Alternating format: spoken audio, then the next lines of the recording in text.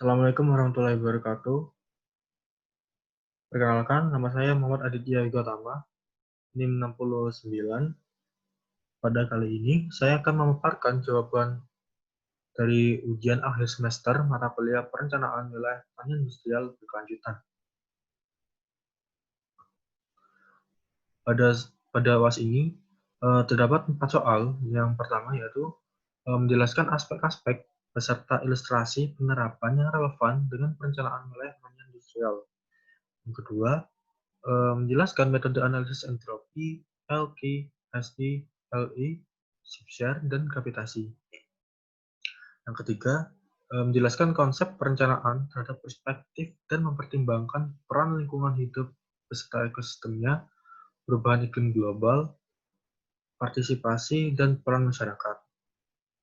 Dan terakhir yaitu menjelaskan keterkaitan dokumen rencana RT-RW, RDTR, RTR kawasan strategis, dan RTBL dengan pertanian industrial.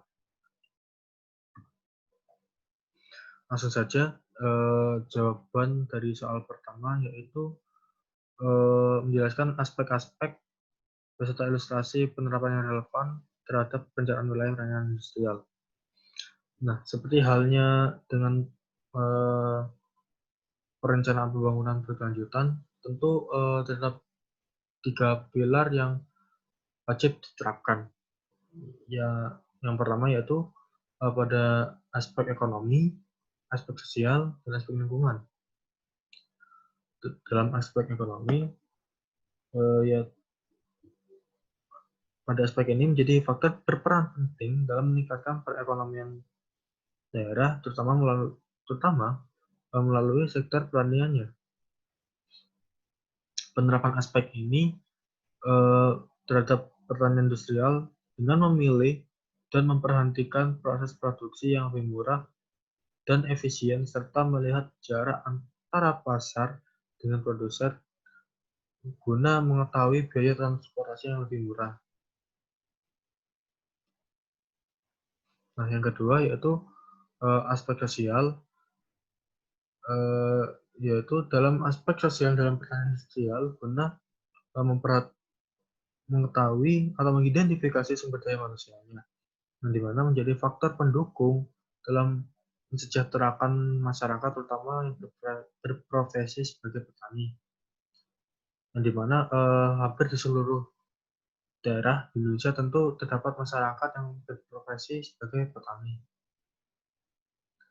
Nah, pada aspek ini juga memiliki tujuan dalam mempertahankan nilai budaya yang telah dipertahankan oleh para masyarakat, terutama pada bidang agraris di masyarakat, terutama yang berprofesi sebagai petani. Nah, dalam mewujudkan wilayah pertanian industrial berkelanjutan pada aspek ini, peran masyarakat sangat diperlukan dalam memajukan sektor pertanian di berbagai daerah. Salah satu contohnya yaitu melalui kegiatan pelatihan atau penyuluhan dari satu institusi terhadap para petani dalam mewujudkan mensejahterakan para petani serta menjadi mendukung dalam meningkatkan produktivitas hasil pertanian. Yang terakhir adalah aspek lingkungan, yaitu dalam perencanaan wilayah pertanian industrial tentu memperhatikan aspek lingkungannya, di mana segala proses produksi hasil pertanian tidak ada dampak sedikit pun yang diberikan pada lingkungan sekitar kawasan produksi. Maksudnya yaitu dalam proses produksi hasil pertanian ini tidak ada dampak negatif yang dikhawatirkan dapat membahayakan ekosistem lingkungan di sekitarnya. Nah, salah satu dalam merencanakan pada aspek lingkungan ini di kawasan pertanian industrial yaitu dengan mengembangkan dan meningkatkan sistem pengelolaan limbahnya agar sisa-sisa produksi hasil pertanian yang diproses melalui pengolahan limbah ini agar aman dibuang tanpa ada efek yang merugikan terhadap lingkungan sekitar. Nah, selanjutnya jawaban dari soal nomor 2 yaitu terkait penjelasan beberapa metode perencanaan. Yang pertama yaitu analisis entropi, yang merupakan suatu metode dalam pengambilan keputusan berdasarkan pembobot-bobotan pada setiap kriterianya. Salah satunya yaitu pada kriteria dengan variasi nilai tertinggi guna memperoleh bobot tertinggi juga. Nah, dalam analisis entropi ini dibagi atas beberapa tahap. Yang pertama yaitu membuat matriks data kriterianya. Yang kedua, menormalisasikan tabel data kriteria. Yang ketiga, menghitung entropi pada setiap kriterianya. Yang keempat, menghitung bobot entropinya. Dan terakhir yaitu perhitungan entropi akhir. Lanjut, analisis selanjutnya yaitu analisis LQ, SI, dan LI. Yang pertama yaitu analisis LQ. Menurut pendapat ahli dari Daryanto dan Abistrianda, analisis ini merupakan suatu metode perhitungan sederhana yang digunakan dalam menunjukkan kemampuan ekspor sektor tertentu di suatu daerah yang lebih besar. Nah, pada analisis ini kerap digunakan untuk mengidentifikasi komoditas unggulan yang dimiliki suatu wilayah dan dari sebuah pendekatan yang digunakan dalam model ekonomi basis. Lanjut yang kedua yaitu analisis SI, yaitu suatu metode perhitungan yang digunakan dalam mengetahui peluang dari aktivitas satu sektor di suatu wilayah dengan mengidentifikasi kekhasan dari wilayah tersebut berdasarkan perkembangan aktivitas sektor-sektor yang dimilikinya.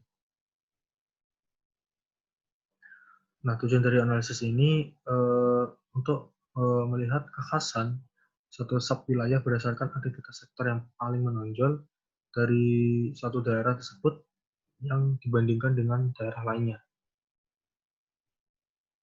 Lanjut analisis LI, yaitu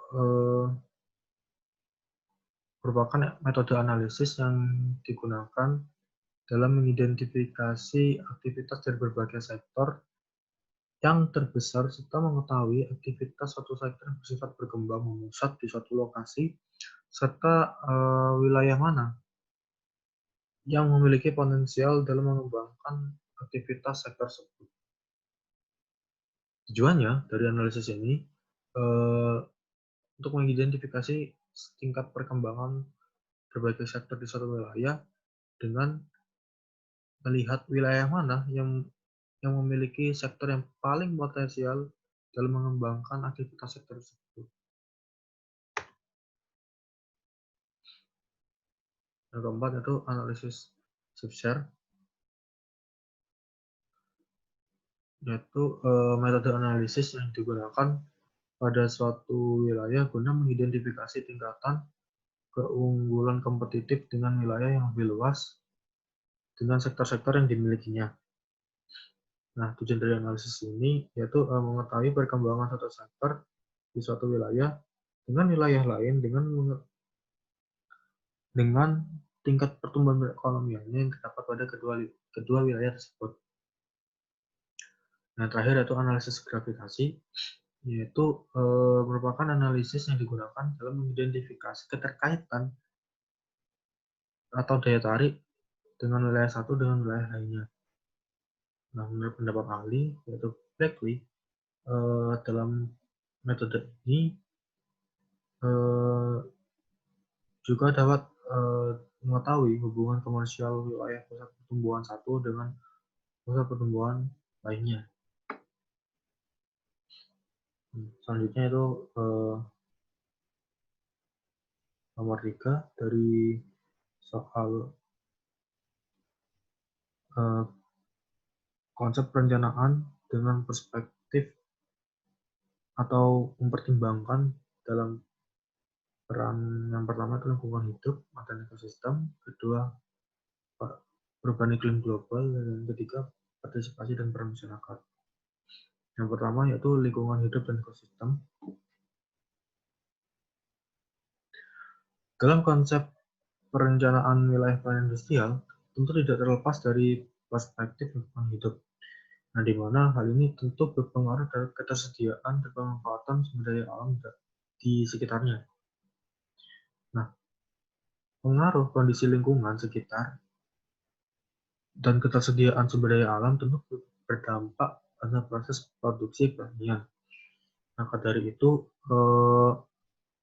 sangat diperlukan adanya pengelolaan dan pemanfaatan dalam pencadangan sumber daya alam sekitarnya agar ketersediaan sumber daya alam ini tidak cepat habis dalam waktu yang akan datang.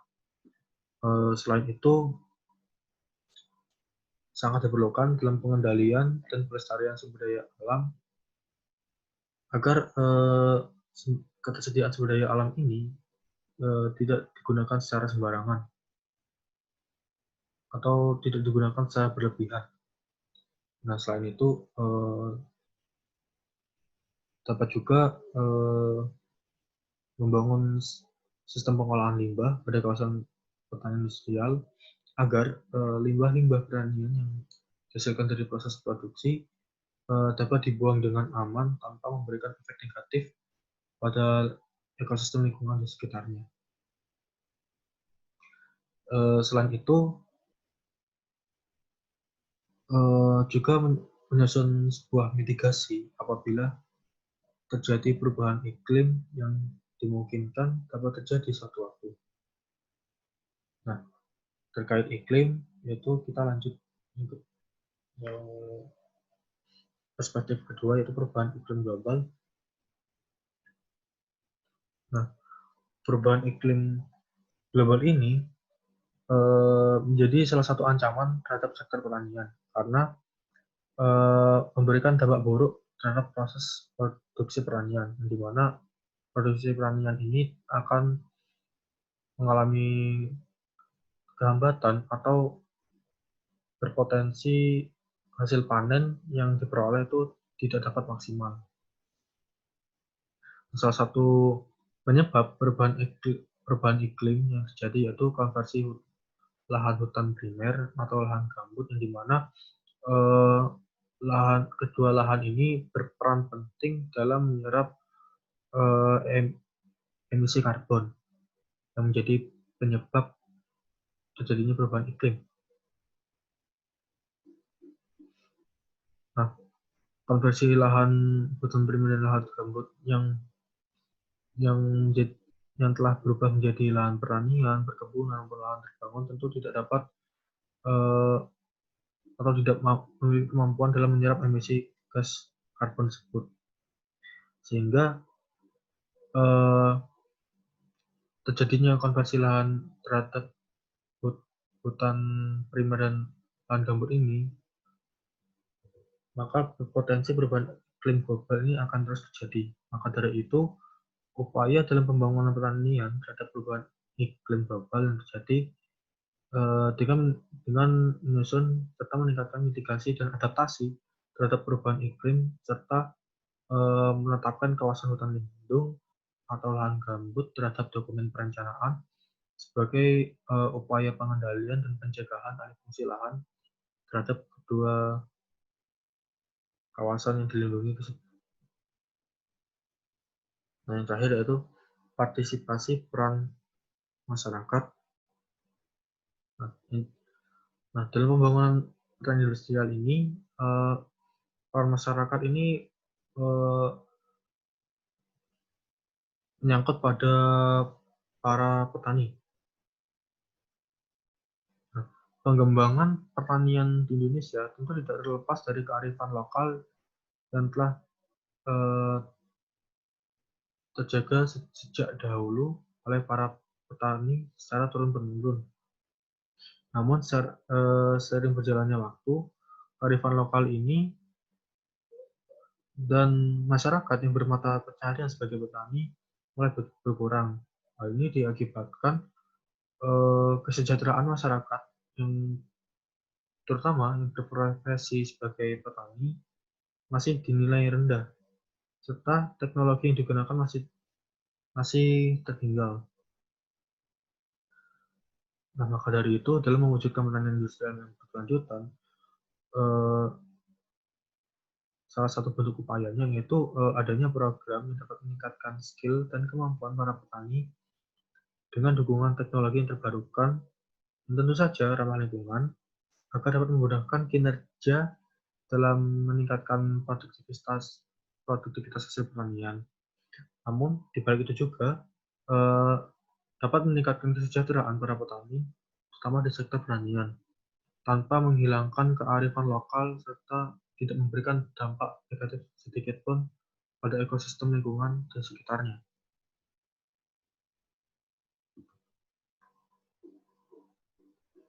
Nah, yaitu soal terakhir yaitu keterkaitan dokumen perencanaan yaitu pada RRW, RDTR, RDPL, RRW kawasan strategis dengan pertanian industrial.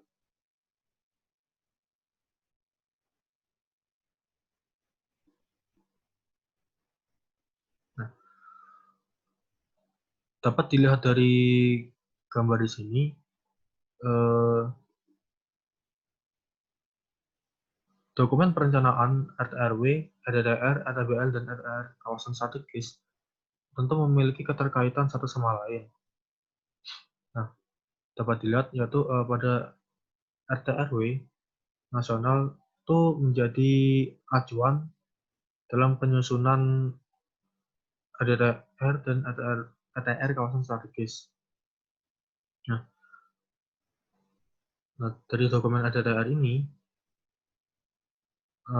dapat menjadi acuan dalam penyusunan dokumen RDPL, di mana dokumen ini tentu lebih rinci lagi.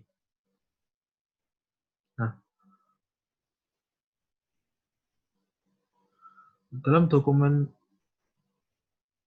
perencanaan ini tentu sangat berkaitan erat dalam merencanakan kawasan pertanian industrial. Nah, kembali lagi pada dokumen RTNW yang dimana pada dokumen ini terdapat zona pemanfaatan ruang yang dibutuhkan oleh berbagai sektor kegiatan, salah satunya sektor pertanian, dalam memanfaatkan ruang dan dapat menjadi acuan bagi berbagai daerah dalam pemanfaatan ruang. Nah, dari zona pemanfaatan ruang pada dokumen ATLW ini mengerucut kembali atau dapat dibentuk rencana pengembangan wilayah terutama pada sektor pertanian industrial atau agroindustri. Nah, dari rencana pengembangan wilayah tersebut dapat didetailkan kembali pada dokumen RDTR. Nah, setelah itu dibentuk secara lebih rinci lagi pada dokumen RDBL. Maka dari itu, eh, pada dokumen perencanaan ini, dari RW, RDTR, hingga RDBL tentu memiliki keterkaitan satu sama lain dengan perencanaan pertanian industrial. Nah, sekian jawaban saya terhadap soal UAS mata kuliah perencanaan pertanian industrial berkelanjutan. Apabila terhadap salah kata, saya mohon maaf. Wabillahi taufiq wal hidayah. Assalamualaikum warahmatullahi wabarakatuh.